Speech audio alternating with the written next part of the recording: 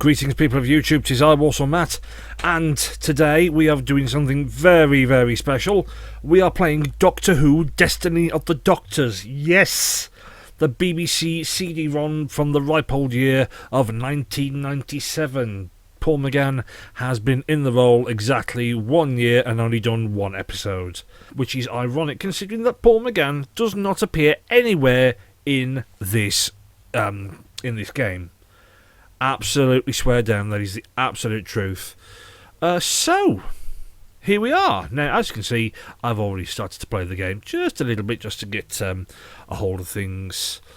But we are going to start a brand new game. We are going to go to Options, New Game, Play, Proceed. And you would get something a little like this. Mighty orb, planet of pure mental energy. I, the Master, have harnessed the majesty of your psychic intellect and made you my puppet. Through you I shall fulfill my destiny to bend the universe unto my will. To begin, I summon the 7 complete incarnations of the one known as the Doctor, a Time Lord who more than any other has sought to frustrate my destiny. The Doctor's 7 past incarnations shall be summoned hither, where they shall be my prisoners, to be dealt with as I see fit. I shall encapsulate the Doctor's psyche within the depths of the determinant, the domain I have created through your conquered will, and I shall systematically eradicate all past and any futures of the one who has sought to undermine my supremacy.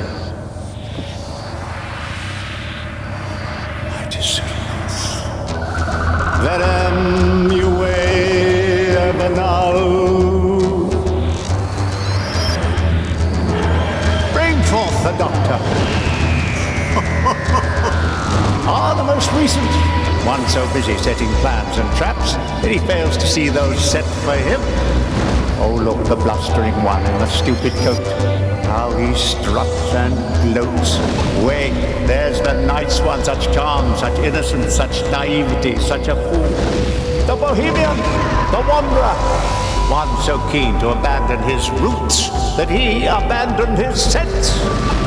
Now, there was a worthy folk, such cunning, such ingenuity, all wasted through that stubborn streak of goodness. The comedian!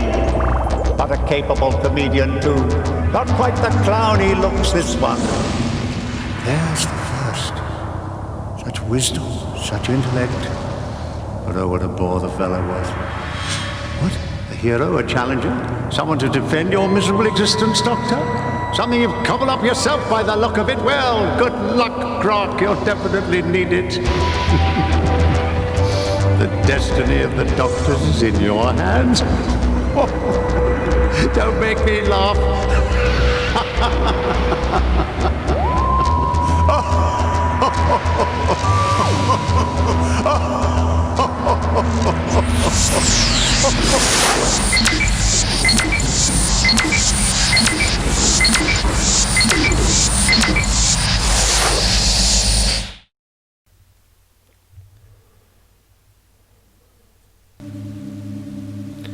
Okay, and here we are inside the console room with the 4th Doctor. Now, this isn't just the Doctor-specific console room. This is just one generic console room which exists through the entire game, and it is, yes, pretty basic. There's a few lights that links up to the. It links up to the databanks. So there's just your basic Wikipedia on everything up to pretty much up to 1963 to 1989. There's nothing past that, so we don't actually even get a mention of San Francisco, 1999. Nothing that happened in the TV movie is referred to in this game. Okay? I want that to be absolutely certain.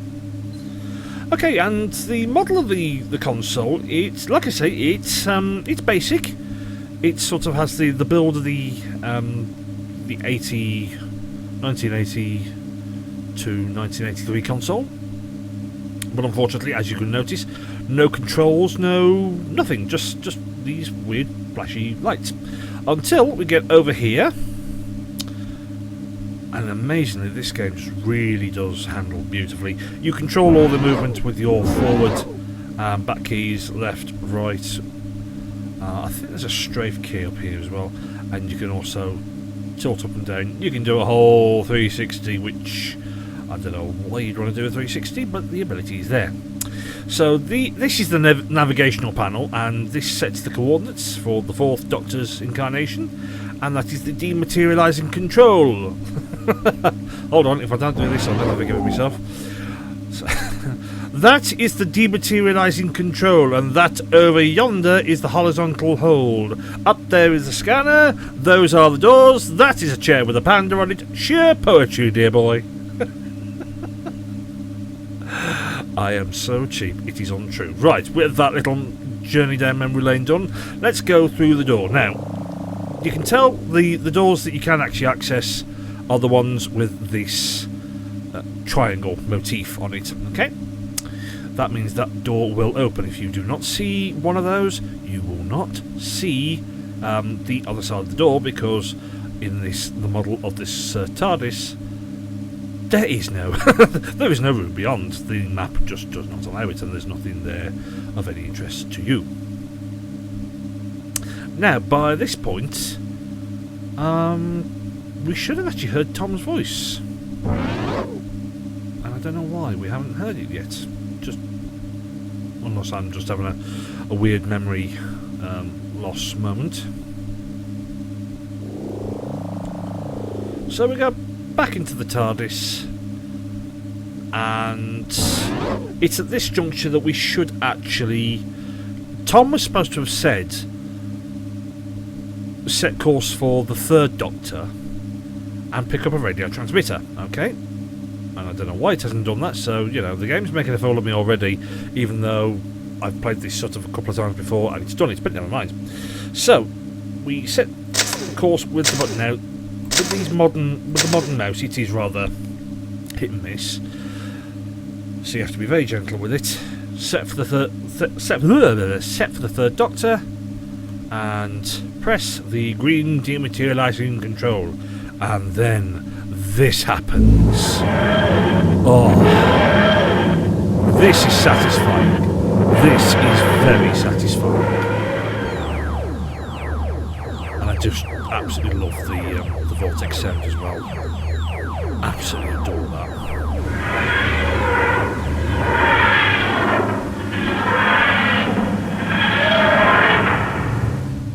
Okay, so this little blobby fella here, that's your way marker, so if you want to come back and replay the game again, then you just walk up to it, type in a name, and we'll call this also Matt 1.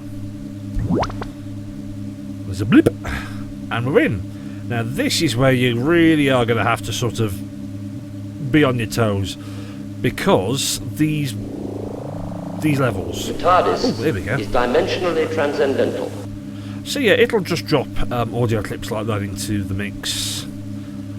Funny enough, the audio clips are the only sort of soundtrack apart from the ambient hum of the TARDIS. There's no actual music in the whole game, or none that you could actually call a Destiny of the Doctor's score. They didn't have one, which I just thought was a bit odd.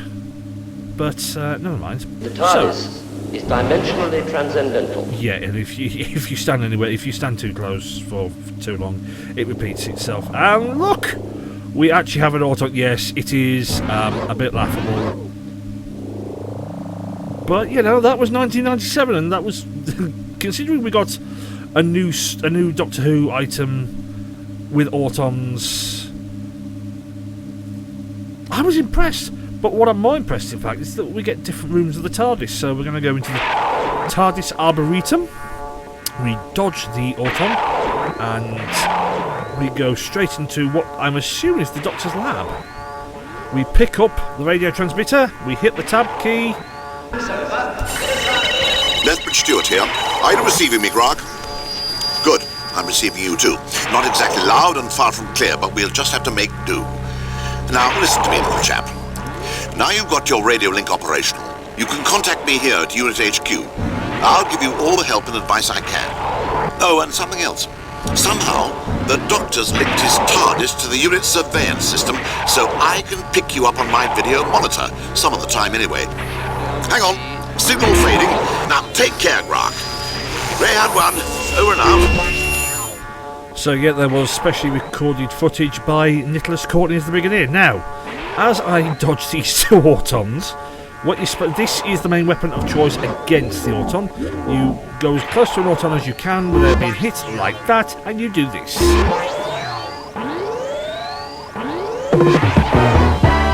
Tony Blackburn on Radio 1. Yeah, that would cause me to blow my head clean off as well. And we get this bastard as well. Tony Blackburn on Radio 1. He should disappear any second. And there we are.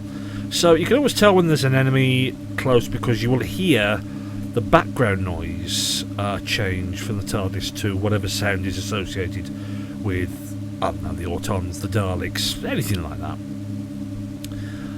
So yeah, we have the Doctor's Lab. This is going to come in very useful when it comes to destroying either the Yeti, I think, definitely the Daleks. If we ever see Daleks in these levels, then that'll come useful. And so we've got Autons afoot. Now, you'll notice that the counter at the bottom, everything causes you to leave out. It's a bit like a countdown, so you are actually timed in this game. Eeny, meeny, miny, mo. To a certain degree. Let's see what's going through there. That's back into the console room. Which is really, really cool. Which taps into the idea of the TARDIS being mentally transcendental in this squad. Is that the map, Doom-like the is, and I do mean, I'll talk about Doom later. Oh, there's another fella. I'm going to go and get him. I'm going to go get him. Death by Blackbird it shall be! On Radio 1. It's very tongue-in-cheek, but I can appreciate it as a kid, and the older I get, it's funny. Okay, now this is the determinant. This is the outside of the TARDIS, as it were, that's got the TARDIS trapped inside it and outside it. Yeah, so we don't actually see the only exterior of the police box that we actually see is the cutaway pictures when we're having a wander around. So that's where the determinant is. That's where you're going to go and get the challenge from the Master later. But I want to have a look around first because this is all starting to come back to me. That's the lab. Of course, so that way this is the start of the game. You find the door to the determinant, you get the challenge, and that forms the main part of the game. Yeah, it's all coming back to me. So what I love is that I would love if anybody out there knows how to mod original Doom games to have a Doom level set inside the TARDIS. That would just absolutely blow my mind, but that's another time. Anyway, and here we go to find the challenge from the Master. Up, up, up, up, up, up, up, up, up. It runs so smoothly, I'm so impressed. Welcome to the Great Divide, Grok. All you have to do is select a symbol and then go away and solve a simple riddle. Trust me, there's really nothing to it. So yeah, this is the Great Divide. Now these little fellas, they're just sort of circling you. They are the different type of challenges. There's a riddle puzzle, there's a collecting puzzle, there's a block puzzle, and this star here, if you press that star, you can actually go to the Master's final challenge for this incarnation. But if you do that, it will strip your health so far back it just doesn't bear thinking about. Unfortunately, I can't remember what's what. I think that one that looks like a strange cupcake, I think that's a collecting challenge, so we'll have that one. Seek out and bring me the Nestine sphere. I was right. I knew I was right. So this is a clue. This is where to find it. It pretty much gives it all away. Okay, so here we go. Another little fella there. We will just... I'll just press enter and it'll add it to... Now you see this? This is a psychic message from the Doctor. And it looks something a little like this. They have a natural affinity for plastic.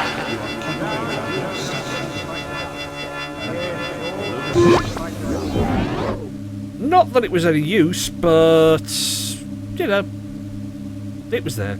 So this is interesting. We're in we must be in some deep levels of the TARDIS. And this is just so cool, because if this game does nothing else, it really does latch onto the idea of making the TARDIS just vastly infinite. So I am just absolutely in awe. I think I was at the time. I just absolutely... Oh, hello. Autons afoot. Now, do you hear that weird whinging? Goes wong. So if we back this up, you see that? Now that's not a blue crystal Meteoritas 3. It's a power rod. It's a power up.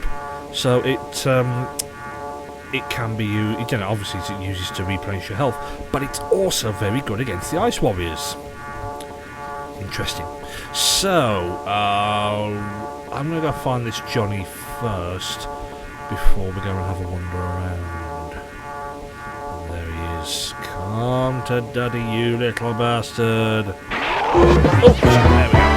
Tony Blackburn on Radio 1.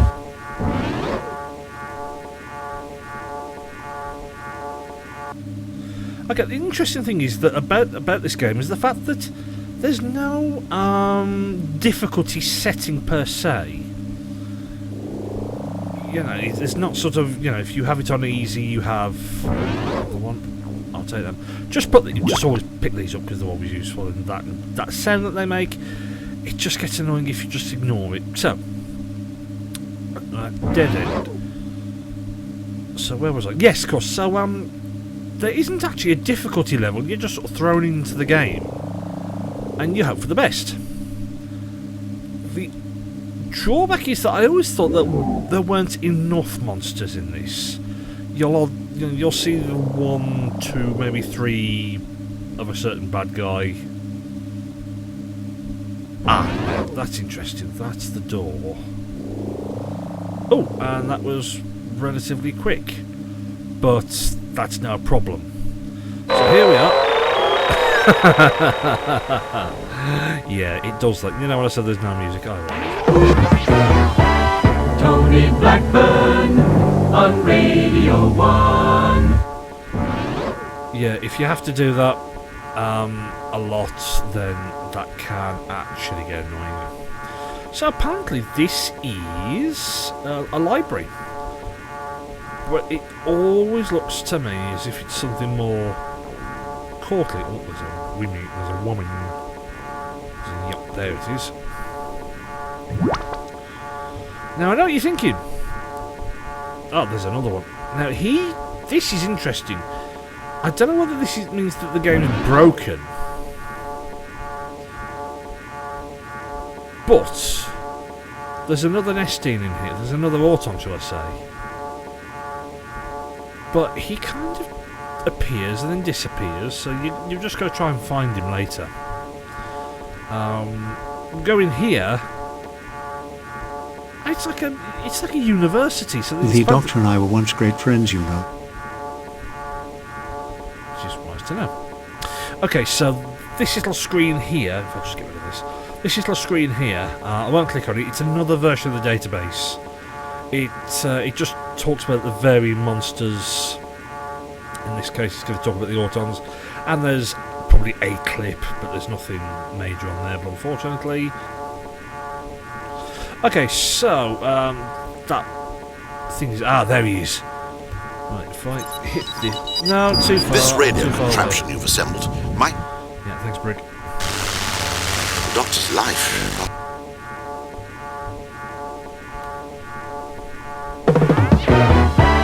Tony Blackburn. Okay, so found him. Now, climbing in this game is a real. It's a bit of a ball ache actually. You press the A key and you sort of do a jump, a weird ass jump, which you've got to sort of up, forward. That was the sphere. That's it, and jump back. If you get trapped on a wall or anything, it throws an absolute bitch fit at you. And some of the noises that Grant makes is just fundamentally bloody annoying. So we got the nesting sphere, and then we got to find the door to the determinant, which will mean that we can take this thing and give it to the master. Ooh, blimey, it's go. Now there's another one around here somewhere, so get the radio out ready. Whoa, 2 my days! The game's feeling lucky. Death by Blackburn! Tony Blackburn on Radio 1. Tony Blackburn on Radio 1. Okay, that was super satisfying. And here we are. Now, if you see something like this, it just looks really disjointed. It's a portal from one part of the TARDIS to another part of the TARDIS, like this. Zing! And here we are. So all we've got to do now is find out which door leads back to the determinant. Give this to the master. No, it's not that way. It's coming back this way, I hope. Oh, no, there it is. And there we are. So we'll just...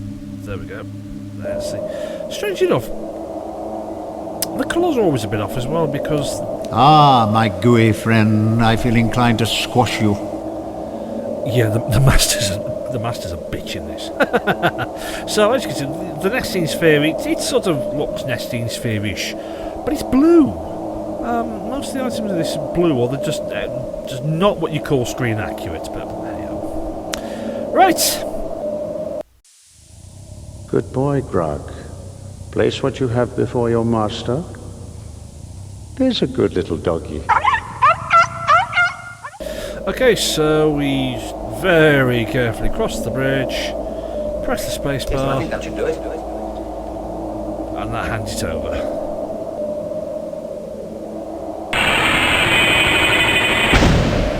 Either that plinth was really big, or that nesting sphere was really small. And there we go, finish line. Well done, old chap. I knew you'd be more than a match for those pitiful plastic imposters. Come on in and try the next test. It's very simple. Trust me.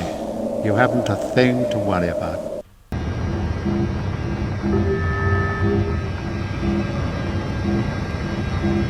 Execute countdown. 5, Controls to manual. 3, Boost the power to maximum. blast off.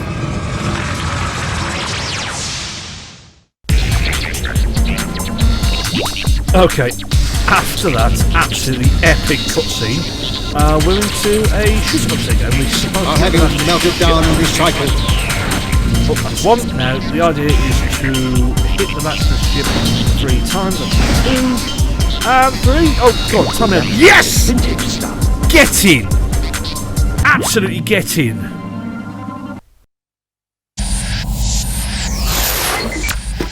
I am the Doctor. Emergency, evacuate, You've incurred my most profound displeasure. evacuate spacecraft. Bad move, Grog. Evacuate spacecraft. Bad move. Evacuate.